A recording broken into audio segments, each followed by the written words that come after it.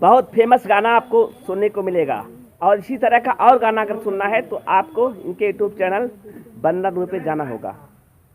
देवी मैया दुर्गा मैया, देवी मैया दुर्गा मैया, लाज के रखैया हो।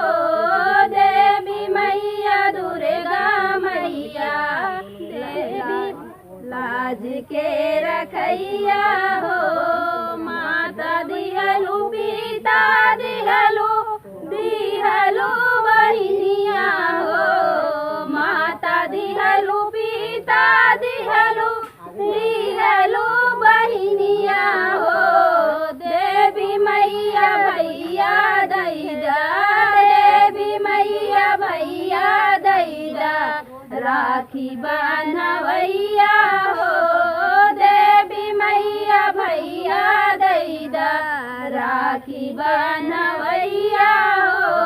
सास दिहलु ससुर दिहलु, दिहलु ननदिया हो।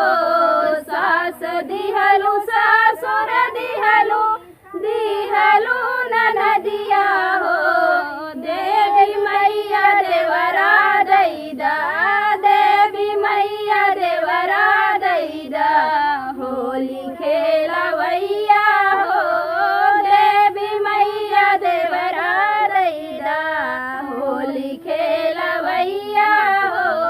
देवी मैया दुर्गा मैया, देवी मैया दुर्गा मैया, लाज के रखैया हो।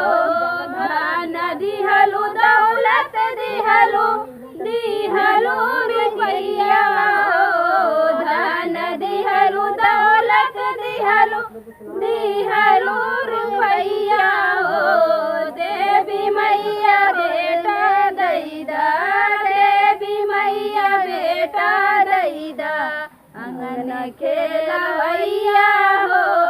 देवी मैया लेटा दैदा, आज करवैया हो। दोस्तों आपने देखा बहुत ही प्यारा सुपरहिट गीत है। और आपको बता दें इनके गीत एक से बढ़कर एक गीत होते हैं, सारे गीत वायरल होते हैं।